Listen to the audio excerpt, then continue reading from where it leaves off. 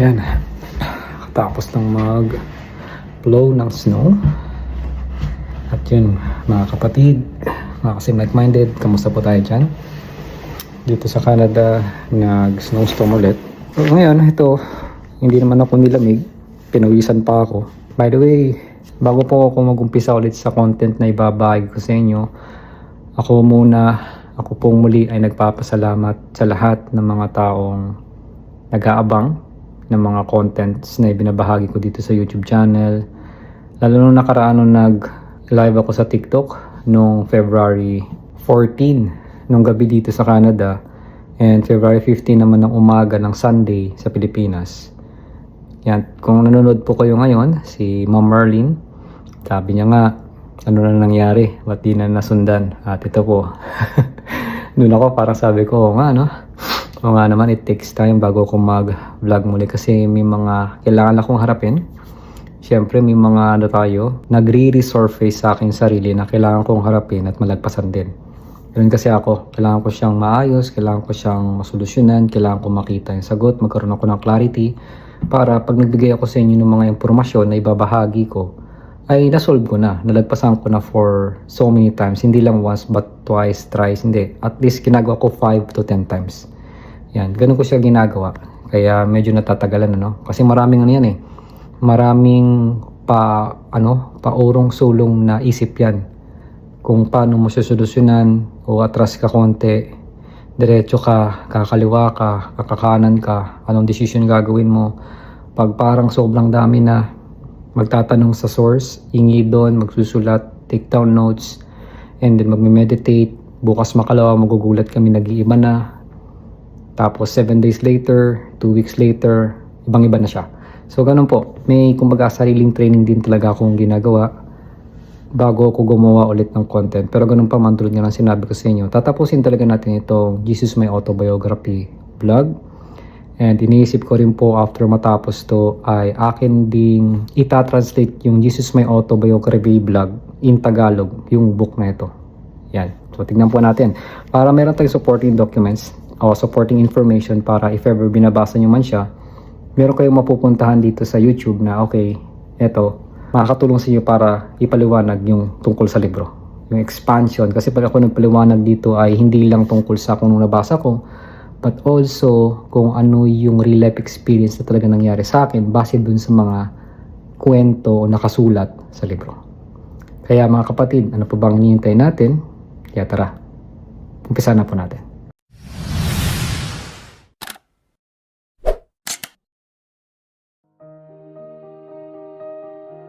Hello everyone, once again, this is Rudy Claserna. Maraming salamat pong muli kasi nandito kayo at nanonood muli dito sa Jesus My Autobiography vlog na ginagawa ko po. At ngayong araw na ito, magiging topic naman po natin ay tungkol nga po sa Gathering Shepherds. So once again, babasahin ko yung libro and then itatranslate ko po siya sa Tagalog para kahit sino po man ang makapanood ay madali po nilang maunawaan. I emphasize again that Mary was my equal partner in this. Ina-emphasize, kumbaga pinapaliwanag lang din ni Jesus Christ na yung si Mary ay kanyang equal. Equal po hindi sobra, hindi kulang, but pantay na partner. I needed her support and love. Kailangan ni Jesus Christ yung kanyang suporta tsaka pagmamahal. So bakit kaya? I did not wish to be alone in this journey. Hindi naman hinihiling ni Jesus Christ na siya lang mag-isa ang gumawa sa journey na ito. I have no prejudices around the inequality of women in my mind at all. Wala siyang prejudices o sabihin natin o kahit anumang klaseng sigurong iniisip tungo sa mga kababaihan o yung sabihin natin kasi hindi pantay ang babae kasi ganito, ang lalaki kasi ganyan. So wala talagang iniisip si Jesus Christ na kahit anuman o sabihin natin any kind of negativity pagdating sa mga kababaihan. I had been given the wisdom and the understanding of our absolute equality with each other. Yun ay dahil binigyan si Jesus Christ ng wisdom at unawa, talagang absolute, yung grabe, yung solid equality na pantay ang lahat sa bawat isa. Kaya I fully intended Kumbaga talagang ang buong intensyon talaga. Ini-intend talaga ni Jesus Christ. As did she to include as many women as possible in these teachings. Na kumbaga tulad ni Mary Magdalene at magsama pa siya ng mas maraming mga kababaihan kung hangga't maaari sa teachings na ito. We knew that the women of that time were more connected to intuition. Alam kasi nila na yung mga kababaihan, ito po para sa mga kababaihan po na nanonood ngayon dito, na nung time na yun na mga kababaihan ay mas connected daw po sa intuition. So hindi lang yun noon, hanggang ngayon. Ikaw po kung isa kang babae na nanonood dito, ikaw po ay more, sabi ito more connected to intuition. Kaya nga sinasabi yung mga babae daw emosyonal, mga mahihina daw, ganito ganon. Sabi lang po nila yun. Dahil gusto nila mas umangat at mukhang astig, yung tipong maangas, matapang, matigas, makapal ang muka, yung talagang yung parang hindi nagpapakita ng konting kahinaan kasi konting ganito lang umiiyak na. No, ang babae talaga ay sadya pala talagang emotional kasi they are more connected sa intuition. And the spirit world through their natural state is receptivity and openness. And yung spirit po kasi ng mga kababaihan ay ang kanilang natural na estado at yung pagiging receptive nila at pagiging bukas. And they would be the disseminators of information to families and to children. Kumbaga, yung mga kababaihan, yung parang sila yung nagbibigay o sabihin natin nagkakalat o sabihin natin ini-spread ganon, no? Parang dinidismantle ba kumbaga yung mga information sa kanilang pamilya or sa kanilang mga anak. Of course, we understood the importance of feminine influence. Naiintindihan din ni Jesus Christ tsaka ni Mary Magdalene yung importansya ng impluwensya ng isang kababaihan. We understood the importance of stating the equality between men and women. Naintindihan din po ni Jesus Christ, ni Mary Magdalene, ang importansya ng pag-state o pagsasabi nung kapantayan na pantay ang babae tsaka lalaki. For this was not the natural state of the culture. Kasi nung panahon nila, hindi po ito yung natural na estado o yung nangyayari sa mundo nila noon o sa panahon nila na yon. We began to invite beings we knew, friends we knew, to come sit with us in the evening several times a week. So nagumpisa sila mag-imbita ng mga taong kilala nila, mga friends na kilala nila, para umupo tuwing gabi in several times a week. Ibig sabihin, sa loob ng isang linggo, parang nakakailang beses nila ginagawa. We would share the stories of what was happening, the information that I was being given, and the opportunities for personal growth and personal expansion of abundance and awareness that these truths bring to the ordinary human being who begins to practice them. So doon, sa loob ng isang linggo, di ba, several times a week, sa loob ng isang linggo, siguro nakakailang araw, maybe 3 times a week, 4, I don't know. Binabahagi ni Jesus Christ yung mga stories kung ano nangyari sa kanya, yung mga impormasyon na nakukuha niya, at yung mga opportunities para sa personal growth. Sabi natin, self-development. Ganyan. O yung sinasabing personal expansion para mag-expand ang sarili pagdating din sa abundance at sa pagiging aware. Para kahit yung isang ordinaryong tao lamang ay maintindihan nila ang sinasabing katotohanan at para ma-practice din nila. The idea of forgiveness. Okay, tama nandito din. Pinanggit din ulit. Yung idea, ito yung tinuturo ulit, ng pagpapatawad. Itong idea daw na ito of not reacting to a negative attack. Yung pagpapatawad na kung saan hindi ka magre-react sa negatibong atake from the outside world. And instead seeing it as something that you can transform through love and through an open heart and an open mind. Kumbaga, pag ikaw inatake, hindi ka magre-react, kundi titignan mo to as bilang yun yung magbibigay sa'yo ng transformation upang magamit mo. Alam mo yung sinasabi ko dati sa mga vlogs ko na paano mo gagawing positive ng isang negative, negative nga siya. Diba? Parang ganon. Paano mo gagawing isang love ang isang atake na hinuhusgahan ka o sabi natin dinudurog ka ng isang tao? Paano mo gagawing isang pagmamahal yon? It's a very challenging, right? Na baka mamaya may konting sabi lang sa'yo na minumura ka, ganito, ganyan, na parang pinapahiya ka, baka nadudurog na yung puso mo sa sobrang hiya o nagagalit ka na, nanggagalaiti ka na, gusto mo nang sumabog at sapukin siya. Ganyan, di ba? Pero, yun yung challenge. Pag ginanon ka, nakaranas ka ng ganon, paano mo siya gagawing pagmamahal? Paano mo siya itatransform? Kaya nga sabi dito ni Jesus Christ, instead na mag-react ka sa mga ganong klaseng negative, which is aware ako, marami po sa inyo, I don't know kung sino na talaga sa inyo nakakagawa nung kung ano yung nagagawa ko na alam mo yung nangunguna yung pagpapatawad. Ganyan.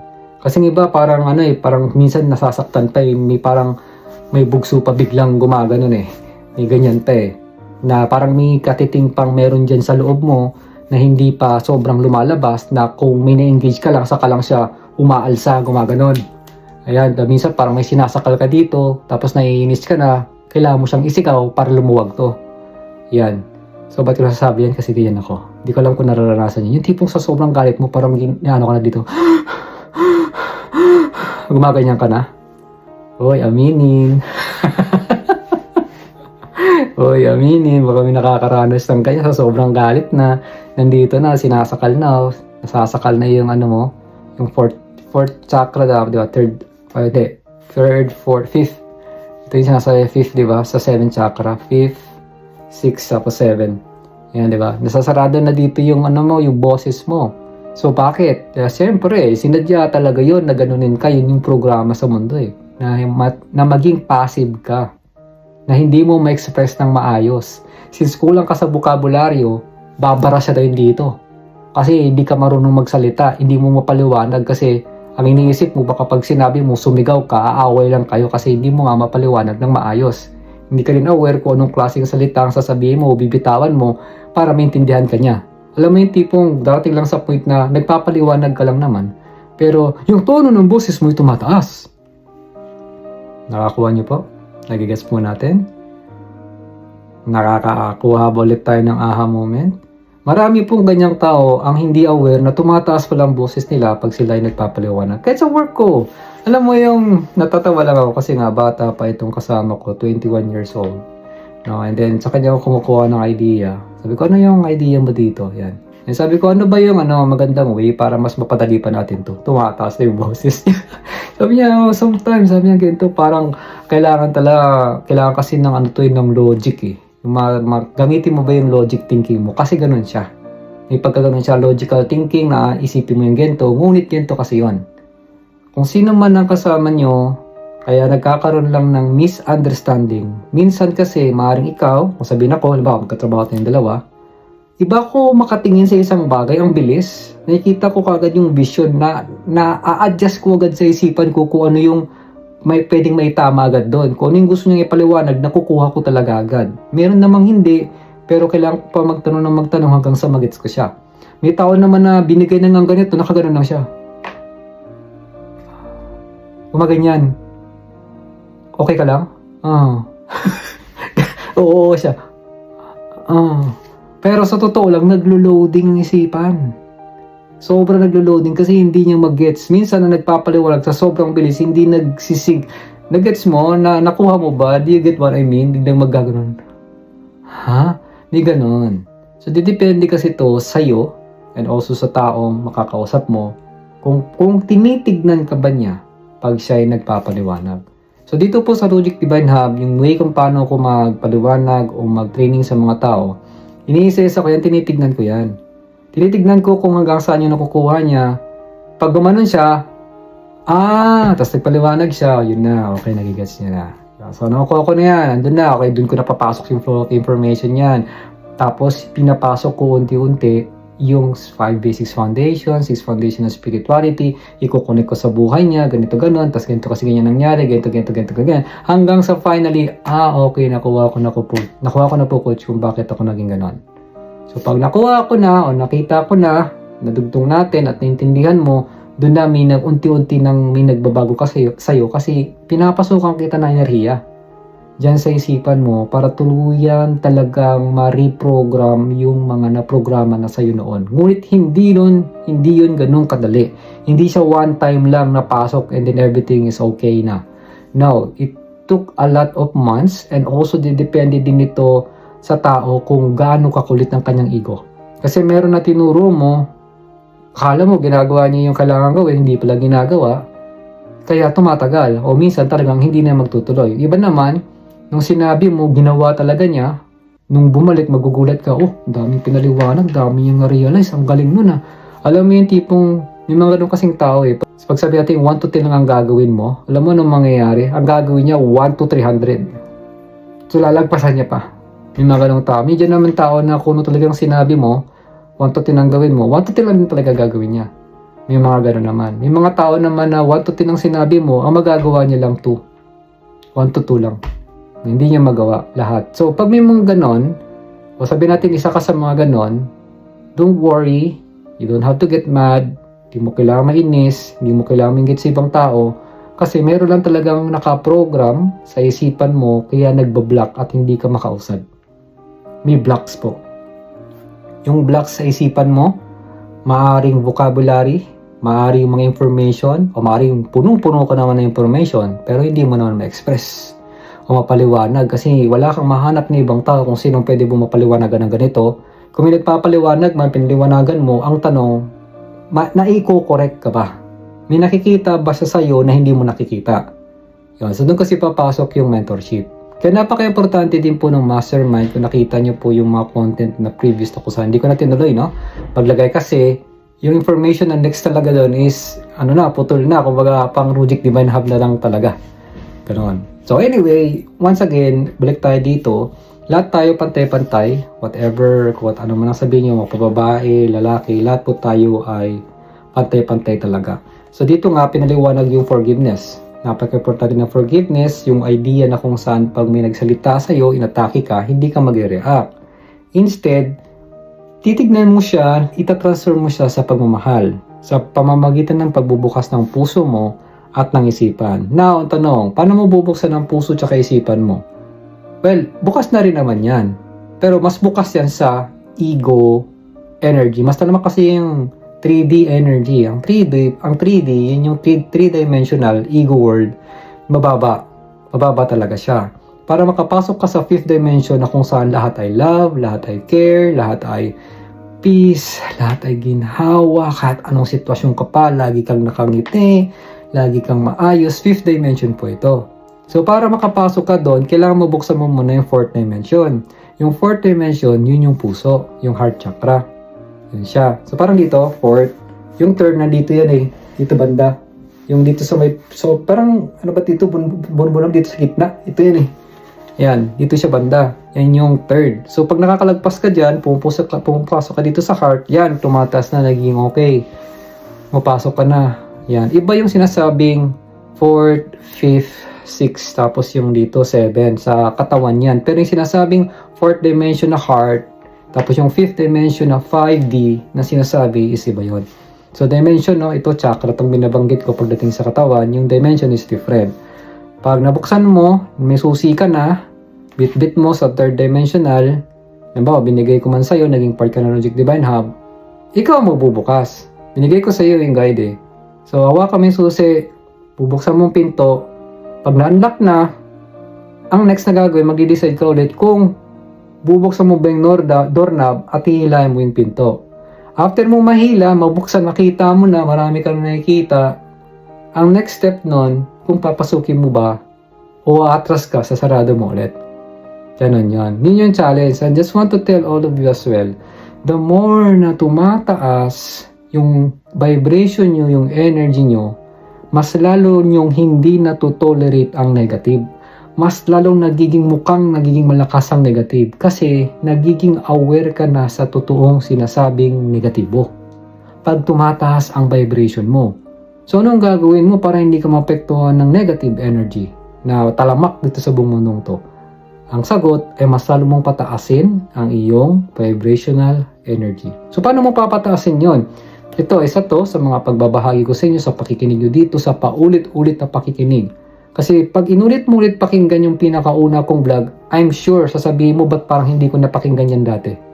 Iba ang naunawaan ko. Parang hindi ko siya narinig talaga. Iba yung pagkakasabi.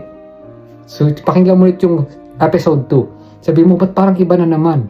Pakinggan mo ulit yung 6 foundational spirituality. Sabihin mo, oh, ba't parang iba ulit ang napakinggan ko doon. Parang wala to dati sa una kong pinakinggan. I'm telling you, you know kung anong pinagkaiba? Walang pinagkaiba sa video. Yun lang siya, wala akong inedit doon. Wala talaga akong, alam mo yung binago doon or inayos pa, wala. As is yun, since last year. Ang nagbago ay ikaw. Because everyday, nag-e-evolve ka. Tandaan niyo po yun. Paano nag-e-evolve? May something nagbabago sa'yo everyday. At merong bagay na maaaring hindi mo napapansin na patuloy na nag-e-evolve at lumalaki sa'yo. Bibigyan kita ng magandang halimbawa. Yun na yung kuko mo. Napapansin mo ba yung kuko mo pag pinutol mo, ilang araw humahaba na? Hindi ko alam kung napapansin mo. Tulad ng kuko ko ngayon, yan, humahaba na ulit. Parang kamakailan lang pinutol ko to. Humaba na ulit. Itong buhok ko, parang kamakailan, nagputol din ako. Ang bilis ng panon, ang haba na ulit, di ba? Yan na ulit siya.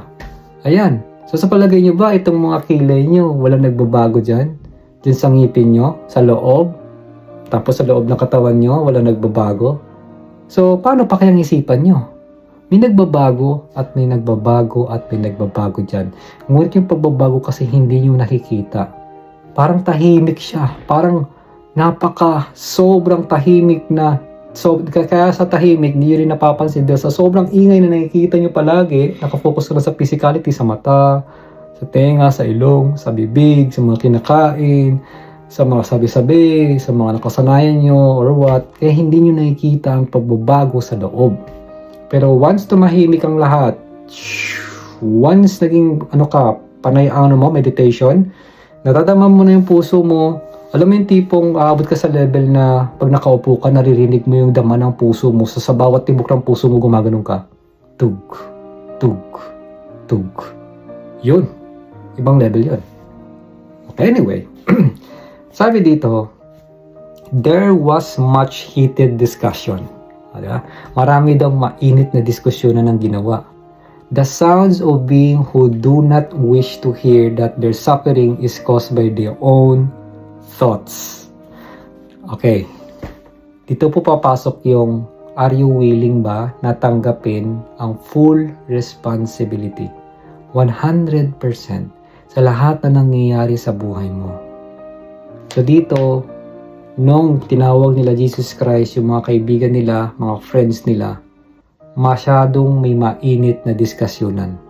Kasi hindi nila matanggap na yung suffering, yung paghihirap na ginagawa nila sa kanilang buhay ay galing sa kanilang isipan at panghuhusga. Kayo po ngayon nanonood dito, kung kayo yung nagsasuffer at nahihirapan sa buhay nyo, pagkaharap niyo si Jesus Christ at sinabi niya yan sa'yo, tatanggapin mo ba? Maniniwala ka ba? Nasasabihin niya na, ngayon nakikita ko sa katawan mo may something na parang nagbo-block. Ganito, may sakit ka sa ganito, masakit yung ganito mo, ganyan. Yung nakaraan mo, ito yung nangyari, di ba? Nahihirapan ka ngayon sa buhay mo.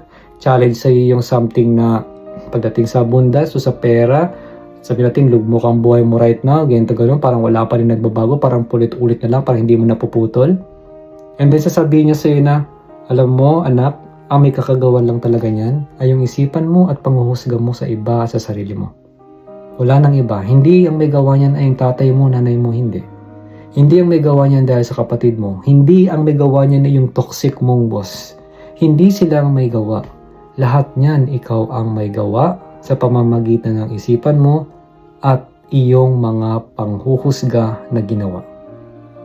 Will you accept it? What is your willingness to accept the change? So yun, mga kapatid. mga kaibigan, makasim like-minded, kamusta ang pakiramdam?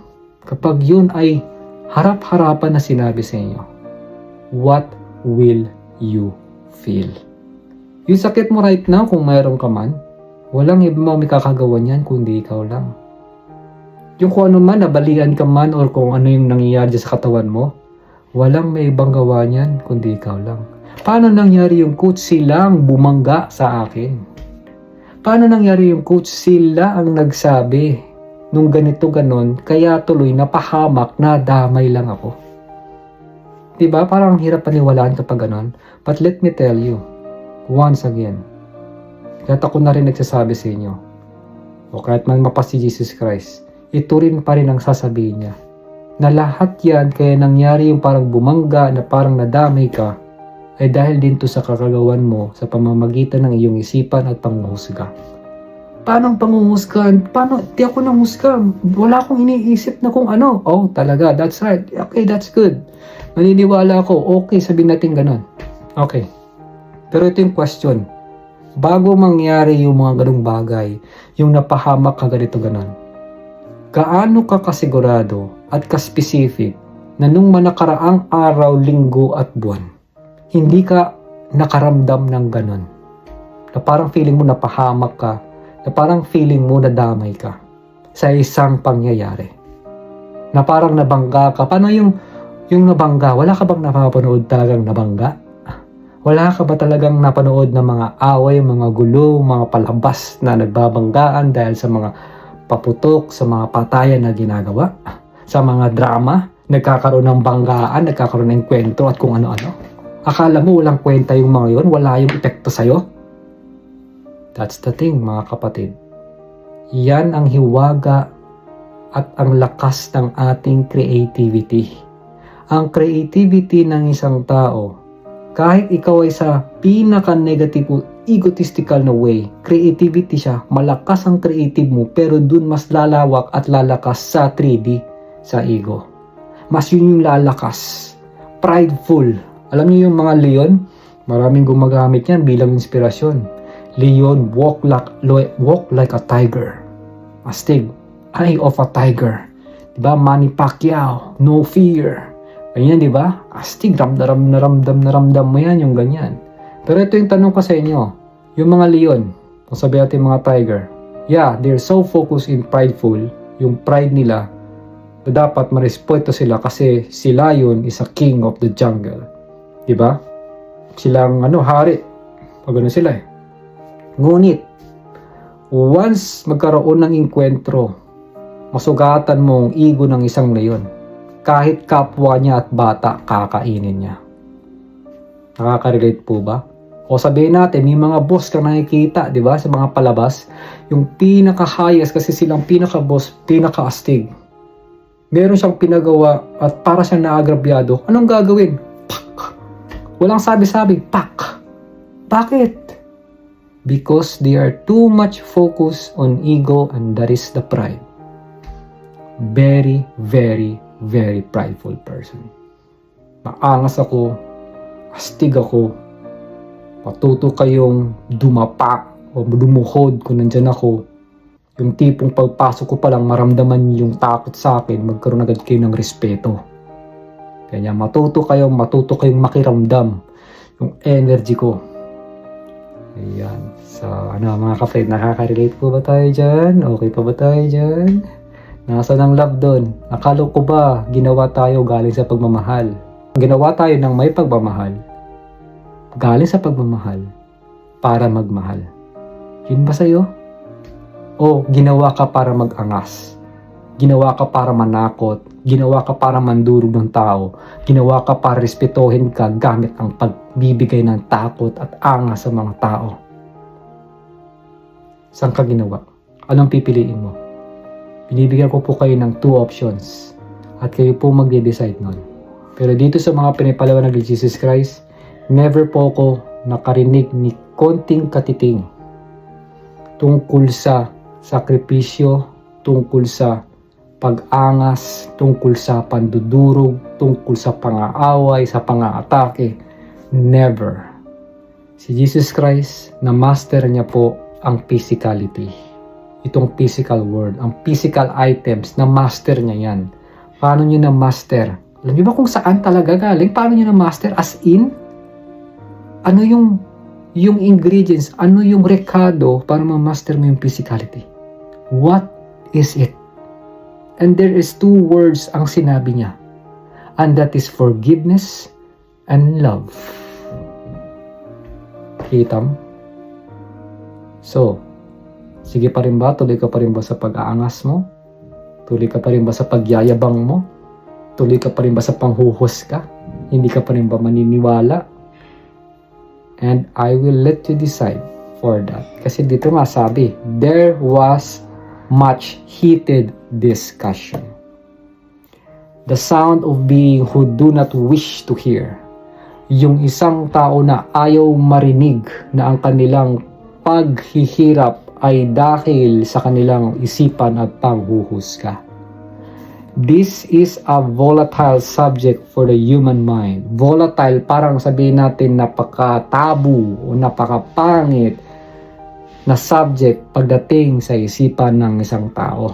As it is trained and conditioned in violence. O, di ba? Kasi nakondisyon ng isipan ng tao ng violence, judgment, hatred, at separation. This subject is not welcome at all. Kaya yung pagdating sa forgiveness, pag nakakita kayo ng sobrang egotistical na tao o prideful, kasi nga leon nga siya, yung sinasabing forgiveness, hindi po yan welcome sa kanila. You don't have to say sorry kung maganon sila.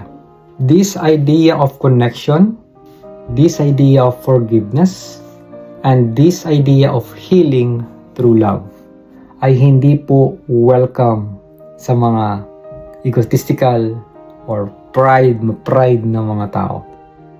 Ayan, sabi nga no, dinadagdagan ko lang, hindi naman sinabi dito, pero yun kasi yung na-imagine ko, kasi marami ako na-experience na mga ganyan, na talagang pag ang tao ay sobrang sa sarili niya, ma-pride talaga, na hindi talaga nagpapatalo kahit anong mangyari, hindi talaga welcome yung sinasabing connection, yung pagpapatawad, yung idea yung gagaling ka sa pamamagitan ng pagmamahal. Hindi talaga. Yan. So, this idea of transforming the world through love is not welcome one. Copy po. Naging aware na po tayo dun na kapag may kausap tayo, kaya nga sabi din dito, kahit anong mangyari, hindi ka makikipag-argue kahit kanino man. Dahil kapag may ka-argue ka, talaga, ako, may ikaw ma-argue dati, makipaglaban, makipagtalo, hanggat hindi kita natatalo, hindi ako titigil, gagalaiti ako na, ganyan din ako dati talaga. So, nung natutunan ko na yung mga ganito talaga, as time goes on, nag-develop ako, parang sabi ko, wala kang kwenta, parang ako lang din napapagod.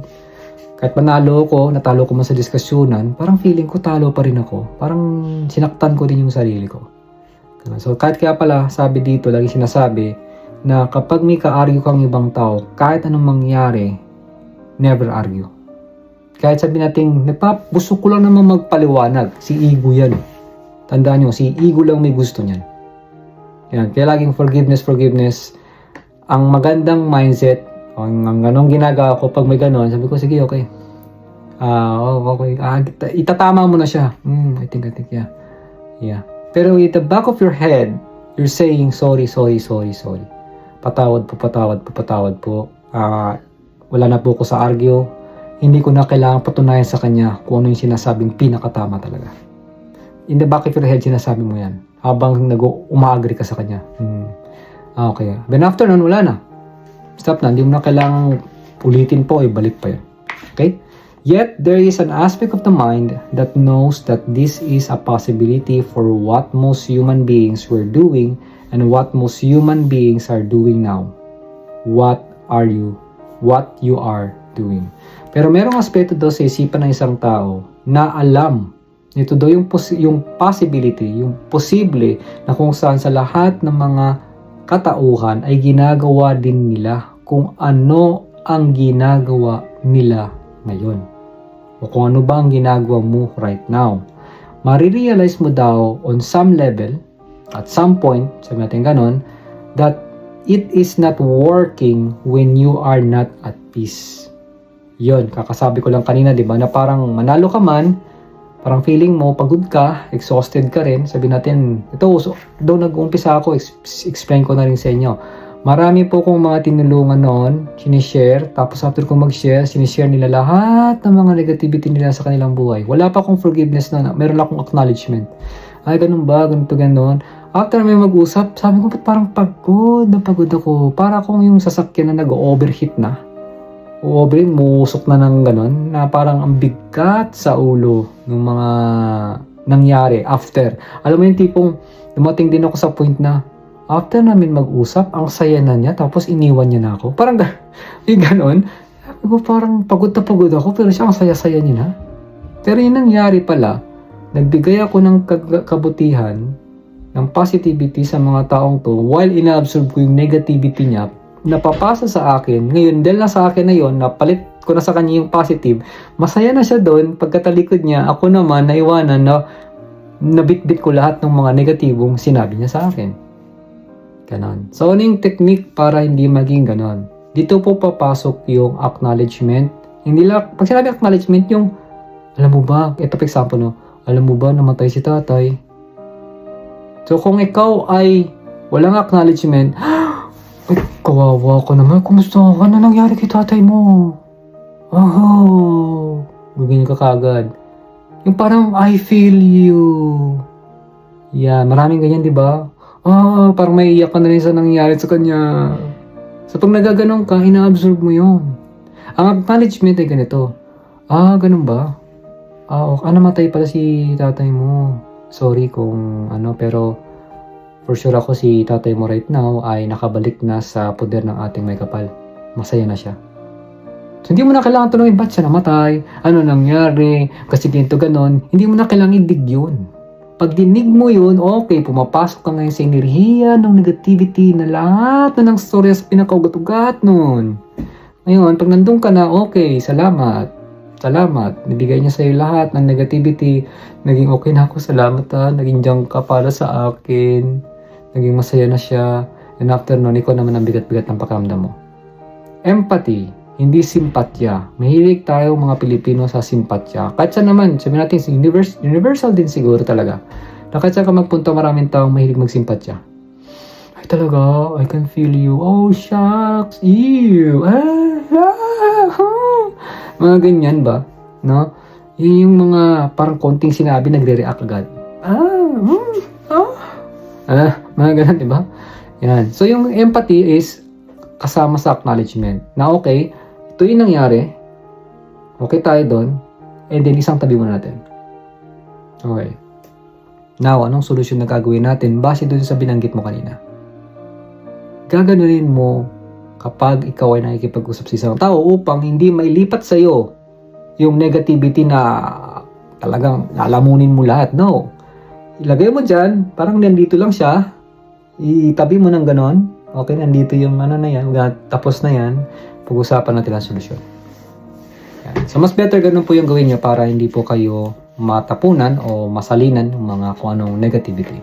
Pero syempre, case-to-case basis, hindi po siya ganun kadali practice. Pero maganda kung napapractice nyo, paobserbahan nyo siya. Siyempre, wala man kayo sa Rujik Divine Hub. Pag nasa Rujik Divine Hub kayo, magagabayan ko po kayo. Makakapagbigay ako ng examples. At kung ano pa. Kasi meron pang kasamang mga information yun na pwede kong ibigay para mas lalong tumaas ang depensa nyo. Sa akin kasi ngayon, kahit ano na, okay na talaga ako eh. Na kahit may ganyan ako, umuoo ako. Pero alam ko yung depensa na gagawin ko para hindi ako matapunan. Talagang. Minsan ko nagkakwento yung mga ka-workmate ko. Yan lang ako. No comment. Ayan, hindi na nagkukwento minsan napapastop na. Ayan. Tapos minsan talaga, parang na talaga ako, wala na ako sa point na magsusobrang mag-care sa kung naman ang pangit na nangyari sa kanila. Unless they ask, ano masasabi mo? Ito na masasabi ko. Pero lagi kong ginajoke sa kanila. Pag sobrang nahihirapan sila, ano bang gagawin ko? Ano ba itong ginagawa nila? Ano bang solusyon dyan? Sabi ko, forgiveness. Tawarin agad. Forgive? Yeah, forgive. Ganun agad. Anyway, tuloy tayo. When you are not in abundance, when you are not in perfect health, you know that there is some terrible error going on. And it is an error of understanding. It is not a punishment by a vengeful God. There is no such thing. Ngayon, marirealize mo kasi talaga sa buhay mo, lalo pag kayo nagkakasakit talaga. Talagang makikita mo na may something, an error na nangyayari sa'yo. Ngunit dahil nga sa naprograma sa ating isipan, noon pa, kahit dati pa, hindi mo mapapansin to. Kung nandito ka ngayon, nanonood ka, at pinanood mo pa yung mga dati kong mga vlogs, kung anong episode, o inumpisa mo sa episode 1 ng Jesus My Autobiography, for sure, kahit papano may awareness ka na. Nakikita mo na siya, yung error kung bakit nagkakaganon. Especially sa mga nakapasa o nakalagpas sa level 2 ng Rujic Divine Hub, yun ang pinakamahirap talaga na pinagawa ko talaga. As in, na talaga may urong sulong na parang gagawin na parang hindi, ang hirap na parang mapapa-challenge sila kasi kailangan palang ulitin kasi hindi ganun yung proseso. Sobrang challenging yun. Kasi papaliwanag, sila pa magpapaliwanag sa akin. Diba? May ganun pa pala. O ba't ganun? Akala ko ba ako ang dapat magpapaliwanag? No, ginawa ko na siya. Kaya nga kayo yung pinapagawa ko kasi para ma-express mo siya sa iyong sarili, sa iyong isipan. Yun yung pinakamahirap level 2. Pero yung level 1, dun ko muna hinasa para maging ready sila harapin ang level 2. So, yun, once again, naiintindihan na nila kung merong error kapag sila ay nagkakasakit. Naiintindihan nila, may unawa na talaga sila at aware din sila na hindi sila pinaparusahan ng Diyos dahil wala naman talagang Diyos na namamarusa. Wala po. There are stories made up by primitive minds. Meron daw mga storya na gawa-gawa po ng sinaunang panahon ng mga isipan ng mga tao o mga isipan ng mga kung sino man that have no understanding, na walang pag-unawa kung ano daw ang nangyayari. They try to make sense of a senseless system. Gumagawa sila ng, does it make sense? Yung nonsense na sinasabi ko? Parang ganun ba?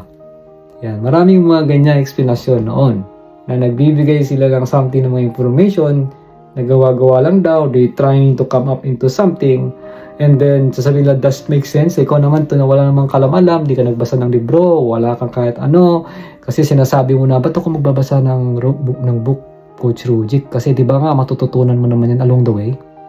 Di ba, ganon? Narinig nyo na yan? Kasi along the way, matututunan mo naman yan as time goes on. Oh, di ba? Oh yeah, okay. So ngayon, limbawa, may mga tao kang pinapakinggan na ginawa-gawa lang nila na parang hindi naman talaga makatotohanan, and then sinabi nila sa'yo ganito ganon, yung nonsense na yun, nagkaroon ng sense sa'yo. Yung nonsense na pinapaliwanag. O ano yun ang pinaliwalaan mo? Opinion na rin na nonsense na galing sa kanila, pinaliwaan po ulit-ulit mo, nagkakatotoo sa'yo yung nonsense. Ngayon, ang bit-bit mo, opinion na nagkatotoo sa'yo, kaya yan nangyayari sa buhay mo. Maganda kung sana yung ginawang sinasabing nagbumukhang nonsense pero may sense naman pala talaga, na maganda yung binibigay ng mga wisdom of words, na kahit medyo nakakalito, medyo may pagka-egotistical, pero yung pala yung way para madala ka sa liwanag. May mga ganun din. Natsatsambahan. Nakakaalis doon. Kasi yung isipan mo na kung saan mo man narinig yun, parang may something, may tinwist kang iba. May iba kang pinihit, may iba kang inisip. Iba ang inisip mo doon, but hindi naiisip ng iba, naisip mo. Kasi you are guided with your spirit kapag ganun ka. Parang ako, ang dami kong kalokohan na ginawa. Sa dami ng kalokohan na ginawa ko, ewan ko ba, parang nakikita ko talaga iba sa kung ano nakikita ng iba. Iba talaga, iba. And then, parang binabaliktad ko siya palagi. Ewan ko ba't ako ganun. So, sadyang ganoon talaga siguro yung sinet up ko sa buhay ko. At kaya nga nito ko nagpapaliwanag sa inyo. At ako isang patunay na sabi natin mga kalokohan, isa po ko doon, present po ako. Sino ba na gumagawa ng kalokohan sa inyo dyan dati? Sino? Ha? Sino yung...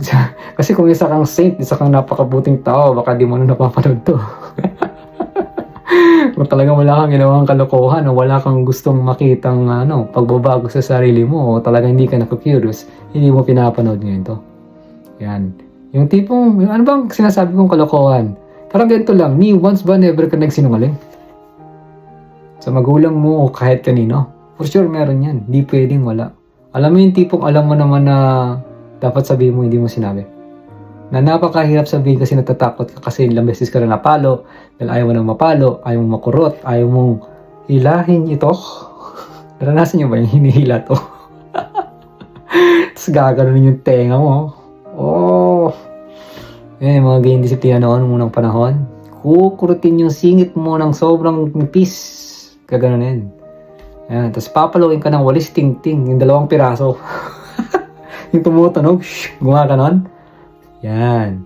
So, hindi ko lang kung naranasan yan sa mga new generations, maaaring hindi na kasi yung mga kabataan guys, may karapatan na pwede lang tumawag ng polis. Kaya bawal na. Bantay bata 163. Ako naman. No? Kahit dito sa ibang bansa, bawal na bawal yan. Kaya dapat verbal na lang. Bawal sa kanila manakit. Ayan. So ngayon, dahil sa ganung klaseng experience, parang iniiwas mo na tuloy lahat kasi natatakot ka. Masaktan. Diba? Yung tipong darating din sa time mo, sabat ka palang sabat ha. Ano? Sino ba nagpapakain sa'yo? Sino? Tandaan mo, dito ka nakatira ngayon sa puter ko. Ganyan, diba? Anong ganyan kasabihan? Narinig nyo na? Yan. Kaya very challenging. Yung sinasabing they try to make sense of a senseless system. Because they do not have the correct information. So yung mga kapatid, do you still ba? Kasi like-minded, do not want to read a book? Yun ang question. Sabi natin, coach, gusto ko pong magbasa ng libro, wala pong pera. Okay, may solusyon tayo dyan. Pumunta ka sa description ng vlog na to, i-click mo, may makikita niyo parang drop down, may link dyan, yung may sinasabi ako, may mga free books, ganito ganon, yung parang link 3 na nakasulat, link 3 something, click mo yun, masa-transfer ka, scroll down mo, may makikita kang mga divinity books dyan o basic books, mata-download nyo siya ng libre, walang bayad po. Pupunta kayo sa website, tapos parang pinapa-register kayo, ganito may bayad, wala pong bayad talaga yan. Hindi ko lang alam kung bakit di nyo siya ma-download. Maaaring hindi lang kayo ganun kateki, mag-ask kayo for some people na may awareness dito. Kasi wala talagang bayad, libre itong nilagyan ko na kung saan pwede kayong mag-download ng information o ng mga books na nilagay kong sinasuggest ko. So pagka-download, di ba, nakaka-download naman, hindi nila alam kung paano bubuksan. Hindi ko alam, okay, ganito naman, another solution. Kung iPhone ang gamit mo, medyo challenging siya, kailangan mo siyang i-download muna sa laptop, ganyan, o sabihin natin kung kaya mo siyang i-save talaga sa phone mo, dyan sa phone mo mismo, di ba may files dito sa iPhone, and then buksan mo yung parang book na app sa iPhone. So, pwede mo siyang mabuksan gamit yon. Ngayon, kung Android ka naman, syempre hindi mo mabuksan, may rin naka-PDF siya o naka-pub file, PUB file siya. Ang PUB file, hindi mo mabubuksan sana yan sa PDF viewer. Kailangan meron kang app. Ang app po na binibigay ko ay yung ERA. E-R-A something na app. Yan, pag download mo yun, libre lang siya, mabubuksan mo kahit any kind of file type sa Android na phone. Ang ginagandahan nito kaysa sa PDF viewer, ang PDF kasi ang haba na ng binasa mo, nang in-scroll mo, kinlose mo, pagbukas mo, ulit ka sa una. Pero dun sa app na yun, pag binuksan mo siya, pagka-scroll mo, o pagka-close mo, pagbukas mo, kung saan ka nag-stop, dun din siya. Pwede ka pa mag-highlights, pwede ka pa mag-save, pwede mo siyang gawing quotes, or kung ano man. Yun yung kinagandahan ng app po na yun. So yun, there's always solution. So kailangan ko pa bang ipakita yung mga pictures o this and that? Hindi na po. Learn to search by your own self. Kahit hindi ka ganun kateki, kahit hindi ka ganun kagaling, maraming mapapanood sa YouTube like how to download this, how to view this file, how to this and that. Marami po. There's always solution. May ChatGPT, mag-ask kayo kay ChatGPT. Sobrang ganda na ng technology at this moment. Wala na po tayong pwedeng ilagay na excuses para hindi nyo siya magawa. Okay. So ngayon, once na meron ka ng app, ang next solution na lang dyan o ang gagawin, paano ka makakabili ng physical na libro na sinasuggest ko? Pwede po kayo bumili sa Shopee kung meron. Yan, or di kaya kung saan sa Pilipinas, like yung National Bookstore, ganyan, at yung iba pang mga bookstore kung anong meron dyan, pumasok kayo, hanapin nyo. Pero pricey siya, syempre. Hindi ko lang alam kung bakit sobrang luma na lang librong to, napaka-pricey niya. Kasi mabili. Yun lang naman yun, kaya siya mabili. Kaya siya mahal kasi mabili. Yun. So, yun lang po yung mga solusyon. Pero habang wala pa, train nyo muna sarili nyo. Kung ano kaya nyo bilhin libro, bilhin nyo siya para makatulong sa inyo. Dahil ang libro, as time goes on, may nag-iiba sa'yo. 2 years, 3 years from now, ibang-iba na yung energy mo. Pati yung pera mo sa bangko, nag-iiba na rin. Lumalaki. Nag-iiba talaga siya. Naging abundant ka na. And then, kaya mo nang bilhin yung ganito. Dati, hindi mo kaya. Kaya mo na. Sabi mo sa susunod na, grabe coach, no? Parang dati, hindi ko akalain na mababago ko yung sarili ko. Pero ngayon, ibang-iba na talaga ako. Talagang makikita mo yan. Lalo pag naging part ka pa ng Rujik Divine Hub. Yan. Okay. Next tayo. This is why this information is coming to you in this form. We wish you to understand that this is beginning universe in the sense that there is no judgment. Gusto daw ipaunawa sa atin na itong universe na to in the sense na wala po talagang panghuhusga. Kasi lahat ng information ay nanggagaling sa atin. Ito, also, binibigay ko sa inyo, yes. Ang galing dito ngayon sa librong to yung information na binabahagi ko. Pero after kasi na to, the rest of information nanggagaling na sa iyo. Hindi na galing sa ibang tao. Ikaw na, sa decision mo, kung anong tinanggap mo, anong naalala mo dito sa mga binahagi ko sa inyo. Your world reflects your state of being. Speaking of state of being, sino po aware na dyan? Sinabing state of being.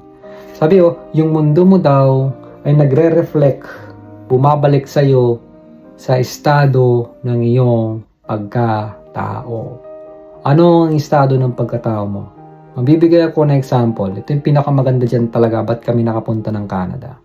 Ang estado ng pagkatao ko araw-araw ay para na kaming nasa Canada.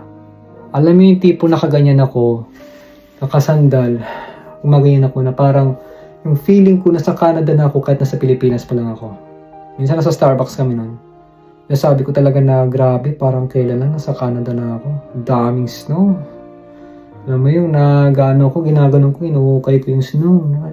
Lahat yan, hindi mga pinapakita ko sa inyo, lahat yan. Parang nakita ko talaga sa movie na sinasabi ko minsan, parang nakita ko na to dati.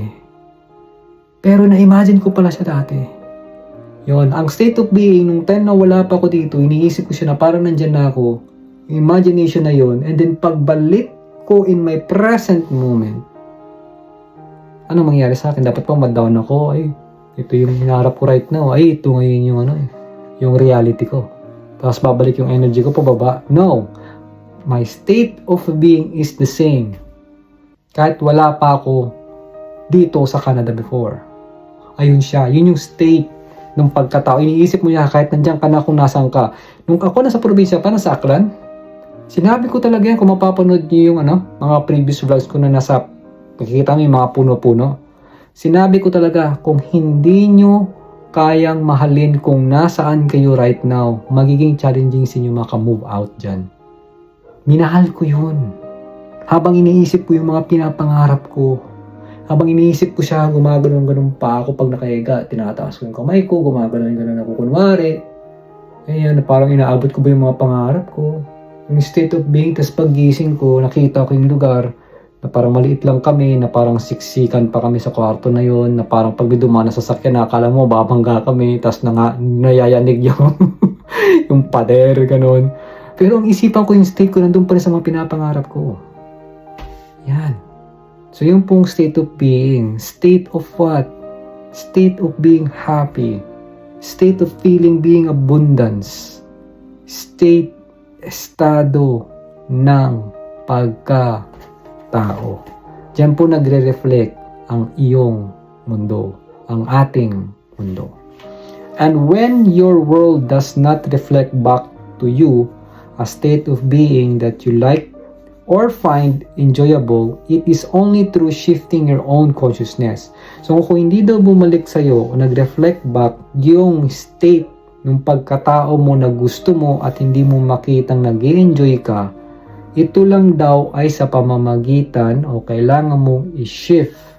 May baguhin ka sa iyong consciousness.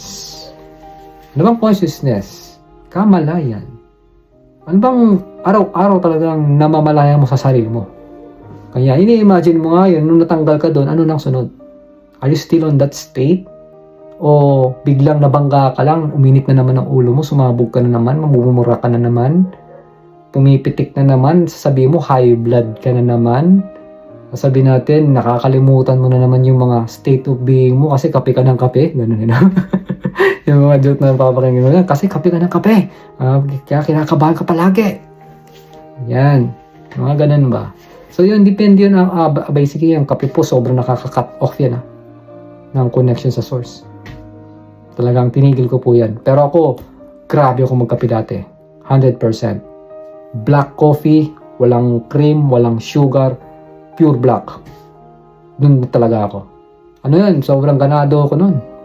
Sobrang focus ako yun. Pag nagbabasa ng libro, nagkakape ako. Sarap eh. Ganon. After nun, merong recoil o parang merong side effect. Pag nawala yun, makakaramdam ka na parang nanginginig ang katawan ko na parang kong kinakabahan. Na parang agitated ako. Na parang something na mabilis ka magalit. Na parang hindi mo maintindihan kung anong gagawin ng katawan mo. Hindi ko alam kung hindi na nararanasan nyo. Maaaring marami sa inyo sanay na. Sa sobrang sanay mo, hindi mo na siya napapansin. Pero I hope sana mapansin nyo. Tayo nyo hindi magkape. Tingnan nyo manginginig diyang katawan nyo. Kasi gahanap na yung katawan mo. Kape. Anyway, walang tama at mali. Gawin nyo pa rin siya kung gusto nyo siyang gawin. Pero ako nasubukan ko na. Sinasabi ko lang sa inyo kung nung umubra. Pag ikaw ay nagkakape, automatic nakakat yung connection mo sa source. Paano culturistic yung mga organic na coffee? It is still a coffee. Okay? Paano po yun yung tea? Oops, naman tayo sa tea na yan. Ito kasi bago ko ituloy. Kapag kayo ay may something na matinding iniisip, tapos ayaw nyo siyang isipin na parang gusto nyo siyang takbuhan na ma-divert ng isipan mo, inom tayo ng tea para ma-relax tayo. Sarap sa pakiramdam? Sarap sa pakiramdam. Tea, ganyan. Pag ikaw ay gumamit ng something in external para maibsan yung nararamdaman mo at ma-relax ka, ibig sabihin, pinipigilan mong marinig kung ano talagang gustong sabihin nung nararamdaman mo from inside. Tinabunan na ng from the mind. Sinut mo, soothing, nirelax mo through drinking those, this and that. Kaya pag inim ng alak, akala niyo okay, namamanig ka, akala mo maganda sinesend mong vibration, no, sabog yan. Di yan maayos, malakas ang loob mo, nasasabi mo lahat. So pag hindi ka lasing, hindi mo kaya sabihin ang lahat? Ganon? Walang magandang usapan, hindi mo masasabi yung totoo kapag hindi ka lasing? Yan? Okay, it's all up to you. I'm telling you, it's totally different kapag ito ay ang mga nabago mo. Makikita mo totoong liwanag, pero ganun pa man, wala pong tama at mali sa source. Hindi po nila kayo paparusahan. Meron ng consequences kayong kailangang harapin once ginawa nyo siya. Yun po ay reflection ng mga ginawa nyo. Hindi po ginawa nila. Dinodoble lang nila kung anong ginagawa mo. Kahit mukhang mali sa yung ginagawa mo, alam mo namang mali, dudoblehin pa, lalo pa nilang bibigyan ng lakas yung maling ginagawa mo na akala mo mali. Na para sa iyo mali. Gagawin nila yan. Pero pag iniisip kang maganda talaga, na parang maayos talaga, na ikakabuti ng buhay mo, ganun din, dudoblehin din nila yon para mas lalong maging maganda at doble pa ang magawa mo. Hindi sila bias. They just giving. Ang alam lang nila ng source is giving. Wala ka lang kailangang ibalik sa kanila, ibigay kasi meron na sila lahat. Everything for them is giving. Give. O pwede ka magpasalamat sa kanila, yun yung gusto nila. Nagpapasalamat ka, sino pinapasalamatan mo? Sarili mo rin. Everything is a reflection, mga kapatid, mga kasing like-minded. Everything is always all up to you. All up to your decision. Okay, shifting your own focus on your own response to stimulus from the outside world. So, para daw magbago yung beingness mo na parang hindi gumagana kahit ginawa mo siya, ay yung pag-shift daw po ng focus mo at response sa mga parang dumadaloy sa'yo at lalo na sa mga nakikita mo sa outside world, sa external mo, hindi galing sa loob. At ngayon yan, nasa paligid mo. Yan. You are the creator. You are the maker of all things you see in front of you. Si Jesus Christ po nagsabi nun, kayo po ay isang creator o takagawa ng lahat ng inyong nakikita sa harapan ninyo. Ginawa nyo rin ito, kaya ngayon napapanood nyo ako. Ako rin ang may gawa nito, kaya ngayon nakikita ko kung ilang views na to, o ilan ang nag-like, o ilan ang nag-comment. Ako may kakagawan din nito kung bakit itong suot ko ng sombrero, at bakit ito yung mga nasa background ko, kento, ganyan, ganon. Ako po lahat ang may kakagawa niyan. Kaya kung naman ang nakikita nyo sa harap nyo, walang ibang may gawa niyan, kundi kayo lang din po. And I hope karoon na kayo ng 100% full responsibility sa lahat na nangyari sa inyo, na hindi yan dahil sa magulang nyo, sa anak nyo, sa pamangkin nyo, o kung kanino man, kundi kayo daw may kakagawan.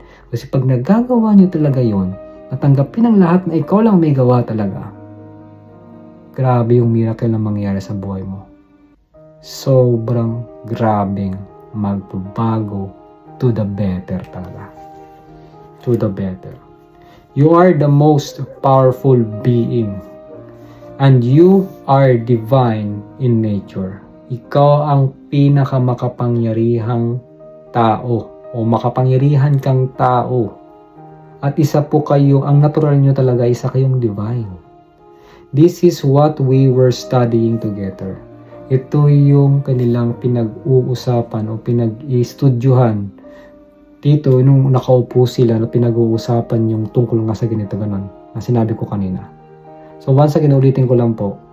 Meron tayong creativity in our mind. Itong creativity, kapag yan ay finokus mo, nasiraan ka ng ulo, nabaliw ka, or whatever, homeless ka, o kahit anumang klaseng estado sa buhay mo, you still have a power to create. Hindi po nawawala yon. Tandaan niyo po yon. So kung ikaw naman nakafocus sa liwanag, sa kagandahan, sa kabutihan, para sa puso, sa iba, o kung ano man, itong creativity mo ay gagana din. At yun ang mas lalawak. Kaya nga, what you focus on ay mas lalong mag-e-expand. Kung nakafocus ka lang dito as in dito lang talaga, darating ang point para kang nag-zoom na lalong lumaki. Nakita mo lalo yung loob-looban niya. Kung nakita mo na yung loob, nag-expand siya, pumapasok ka doon, pagkita mo doon, pagdating mo, lalo ulit lalaki yan. Para nag-stretch. So, nag-stretch na nga, pagdating mo doon, lalo pang kaganon yan. Lalapit ka pa lalo, lumalawak lalo, lalo mo siyang nakikita. Palalim ka na ng palalim, ng palalim, ng palalim. Kasi panay ang pasok mo doon. Ganon. Sobrang flexible. Oh, nag-i-stretch kasi tayo eh. Ang lahat ng bagay. Kaya nag-e-expand, lumalawak, lumalaki. Nakikita mo yung kalalim-laliman ng pinufokusan mo. So ngayon ang tanong, saan po ninyo ginagamit yung creativity nyo? Saan nyo siya pinofocus? That's the biggest question. And I don't know what's the answer. Kayo lang po makakasagot nun. Okay? Tuloy tayo. We began to understand from the discussion we had with our friends who were, of course, skeptical, happy, open, and fearful. Nung nagdi-discuss na sila, kahit ako, din ako, yung mga tao talagang skeptical, yung mga taong masaya, yung mga taong open, iba naman natatakot. May takot kapag ito yung mga pinag-uusapan. Alam mo yung tipong okay, pag spiritual na Jesus Christ ang pinag-uusapan, mag-ready na kayo, lagay nyo na seatbelt nyo, kasi magkakagulo na, mag-ready ka na sa yanig na mangyayari pag nag-umpisa na. Magkaroon ng heat battle, kailangan mong umilag-ilag na kasi may nagbabatuhan na, kasi ganito gano'n, hindi na din matanggap yung ganyan. Diba? Kasi nagkakaroon ng heat up. Pero may mga tao namang masaya, open, ito kayo nanonood. Masaya po, masarap kausap mga ganyan. Pag skeptical, gano'n, magaling yung mga tao. Pag skeptical, alam mo yung pag may ganyan, laki ng depensa niya sa sarili, no? Laki ng barrier, parang taas, hindi mo ma-reach, Kasi nga, ganun pa siya. Okay, pag ganun, okay, alam mo na. Iba yung nausapan, magpatawa ka na lang. Yun. They exhibit all of the range of reactions in this material. So, nung pinag-uusapan ngayon, nakikita ito talaga lahat ng klaseng reactions dahil sa ganitong klaseng usapan. They were afraid that a vengeful God would smite them for even entertaining these ideas. Nalala ko last time na nag-TikTok live ako, may pumasok. Sinasabi niya na, huwag niyo nang pag-usapan yan.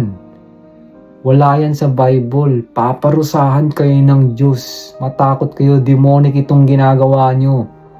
Hindi yan binanggit sa ganito ganon, sa Bible, etc. So sabi ko nga doon sa nagko-comment, sabi ko, alam nyo po, kung talagang gumagana sa iyo to, nire-respect ko po yan. Pero sa akin kasi, malalaman mo talagang umuubra itong isang bagay kapag napapatawad mo yung kapwa mo, napapakita mo yung unawa kung bakit hindi nila magets ang sinasabi mo, tapos mapagmahal ka, minamahal mo pa rin ang kapwa mo, kaya mo pa rin magpakita ng kabaitan at kabutihan, tsaka hindi ka nang huhusga. So ano ba yung sinasabing mapaparusahan ka? Mapapunta ka sa impyerno, ano yung pinag-aaralan nyo? Demonic yan. Panghuhusga yun eh. But for them it's not. Hindi yun panghuhusga para sa kanila. It's a normal thing. Hindi po sila aware. Yan, kaya nga sabi ni Ma'am Merlin nung nag-share siya, sabi, ang galing ko naman daw kung paano ko hinahandle yan. Yun ang talagang bit-bit ko, 6 foundation ng spirituality. O siguro sa training din talaga na ginawa ko, like sa Course in Miracles, o yung A Year of Forgiveness na ginagawa ko, sobrang laki po ng epekto sa akin na pag may mga ganyan, talaga ano na ako, pumapasok agad sa isip ko na pareho tayo, aware na aware po ko, sadyang iba lang ang naiprograma sa kanila, kaya yun ang mga sinasabi nila. Sadyang napakaiba lang ng opinion niya sa kanyang buhay kaysa sa kung ano nakita ko, kaya I respect that. And then isa pa lagi kong iniisip, ito talaga proseso niya. Kailangan niyang maranasan niya. Yan. So wala na akong kailangang i-argue pa, wala akong kailangang patunayan. Kung yun talagang natama sa kanya, that's it. So ang question na lang, bakit nandito ka pa rin? Kaya sabi ko, tanong na lang, ba't nandito pa rin siya? Ano nakikinig? Yun. So anong question? Ano yung point? Kung ipipilit mo naman na ganito ganon. So doon ka magtataka ba't yung mga tao na papapunta sa'yo at nakikinig. Parang ito ngayon, kung ikaw ay skeptical, umabot ka hanggang dito. So yung mapapatanong doon, kung skeptical ka pa rin, tinitiis mo, kasi ganito ganon, so ba't napatuloy mo? Ba't umabot ka hanggang dito?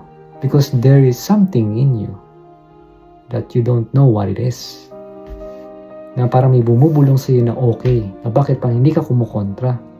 What it is? Ano tong hiwagang ito? Ano to? Ano yung parang nagkukol, parang may bumubulong sa'yo? Na parang hindi mo maramdaman na hindi mo ma-explain na pero ang saya. Parang kulang yung words to explain based on what you feel about the information na binabahagi dito. Why is that? Bakit? Oo nga no? Ba't kaya? Nandito siya oh. Dito nag-uumpisa eh. Hindi dito. Tapos, kung gusto mong ipaliwanag, hindi mapaliwanag ng ego. Kasi si ego hindi connected sa source. At saka si ego walang pakialam sa nararamdaman mo. Ang pakialam niya lang kung ano yung nararapat sa'yo. Halimbawa, gusto mo ng sasakyan na yan. Ang alam lang talaga ni ego, para sa yan. Kunin mo. Dapat lang. Ganito, ganon. And then, kung ano man yung epekto dito, wala siyang pakialam dyan. Bahala ka. Okay? They were terrified that their friends and family would ostracize them. Some even refused to come to more than one meeting when they understood what I was speaking about. Nakakatawa lang kasi talagang naranasan ko rin to. May mga tao na ayaw na gawin to kasi baka mamaya anong sabihin sa kanila ng kanilang pamilya tungkol sa kanilang natututunan dito, at aware na aware po kung sino mga ito at mayroon pong mga ganyan ano. Ang iba ayaw na daw pumunta more than one meeting. Unang meeting pa lang, hindi na bumalik. Dahil naintindihan nila kung ano ang sinasabi ni Jesus Christ. For they felt, dahil ramdaman nila, the fear, yung takot ng peer rejection. Yung peer, meaning yung mga kalahi mo, katao mo, o kasamahan mo, na baka i-reject kanila kasi aware ka dito at baka to pag sinabi mo ay hindi ka na nila matanggap and could not face all of the repercussions of the ships that I was talking about. At dahil ang iba, hindi rin nila kayang harapin kung ano man ang mga pagbabago o shift o sabi natin kaguluhan na pwedeng mangyari sa iyo tungkol sa sinasabi ni Jesus Christ. Despite my pleas to come back and try again, kahit na pinagbubutihan ni Jesus Christ na siya ay bumalik pa rin at subukan and try to find of integrating these principles in their lives. And sinusubukan din ni Jesus Christ na gumawa pa ng ibang mga information para lang maintriga sila, alam mo yung mailagay sa current life na meron sa kanila ngayon. Many beings could not do it. Maraming tao hindi kaya gawin to. They were too frightened. Maraming tao hindi kaya gawin. So yun po, aware na po kayo ha. Di na ako nagtataka kung bakit konti lang nakakapanood ng vlog ko. Konti lang din talaga. As in, hindi ganun kadami. Dahil, tulad na sinabi dito, they were too frightened.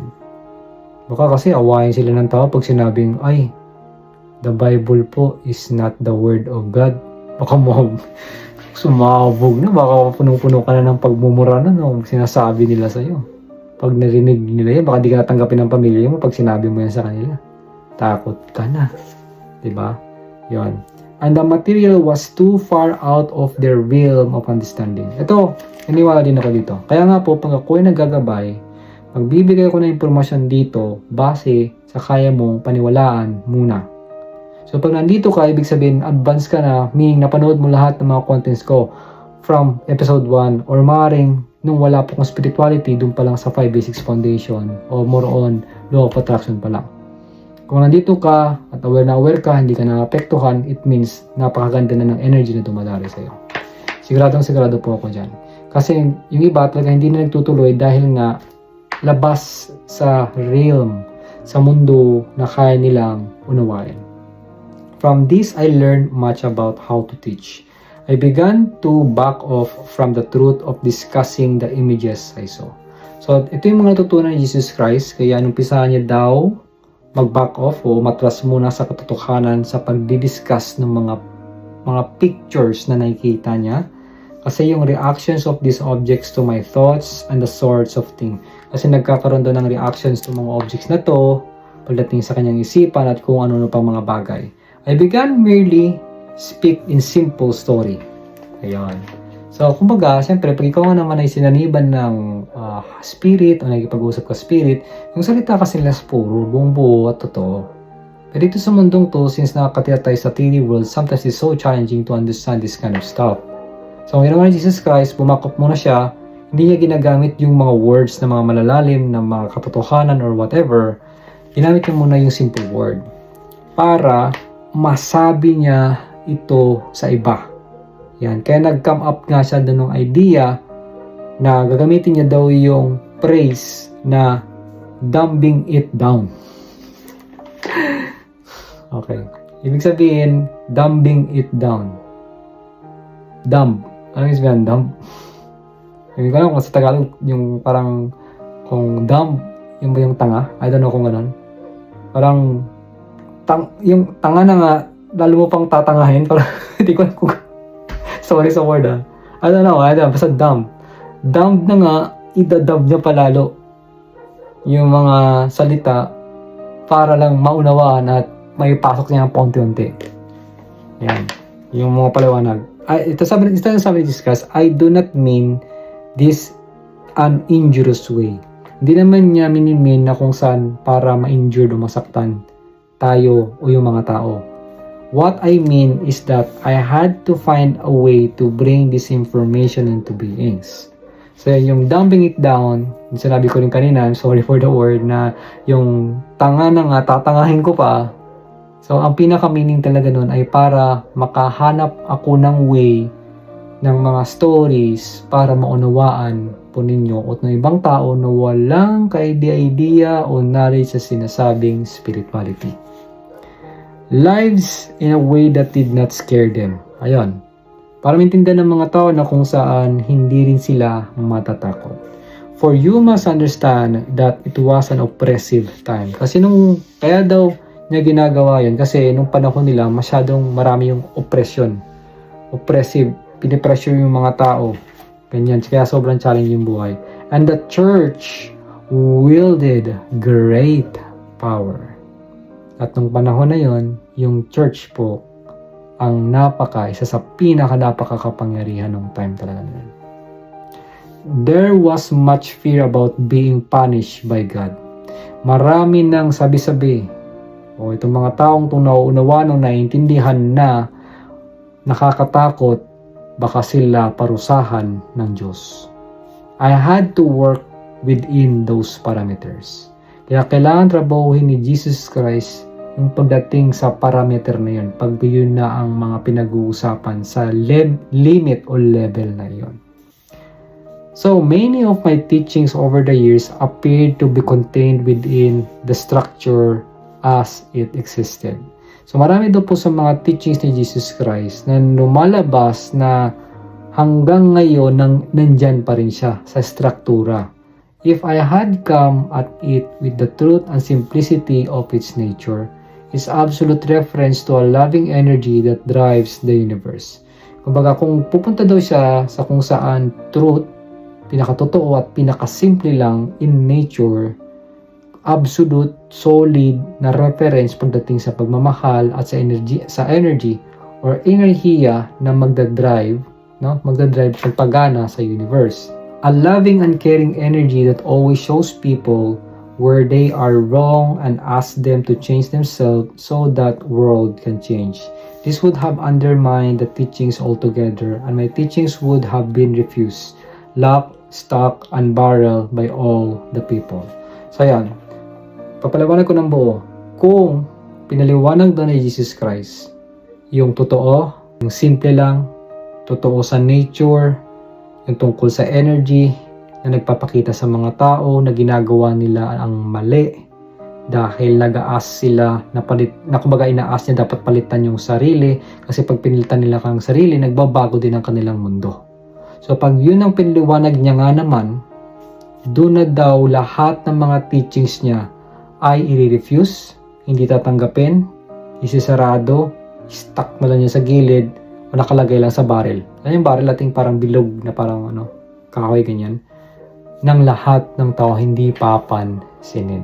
Kaya po, it is a very, very challenging for a people if you are so new, bagong-bago ka pa lang at nandito ka nag-jump sa pinaka-latest ko,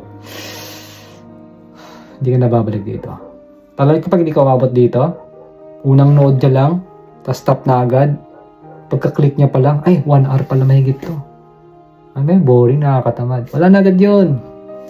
Nakikita ko kasi yung trend yan. Alam mo yung tipong pag-click ko nung insights ng video ko, nagsisimula sa taas.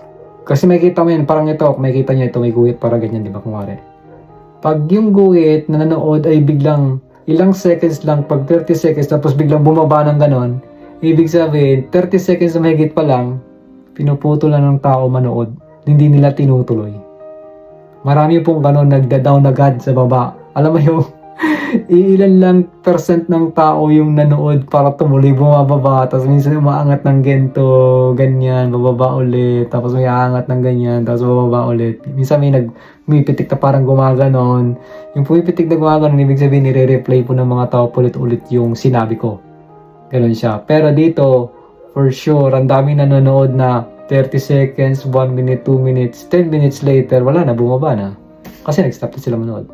Hindi nila tinapos. Yan. So yung may trend po kasi dito sa YouTube, makikita mo kung sino talaga yung mga nanonood. Kaya kung isa po kayo sa mga taong talagang tinutuloy ito, tinatapos talaga, saludo po ako sa iyo. Maraming salamat kasi lahat ng mga pinaka-core of information na papaliwanag ko ay almost laging nasa gitna o malapit na matapos. Ganun po ako magpaliwanag dahil sinasadya ko yun at kailangan maging ganon para matrain ang patience.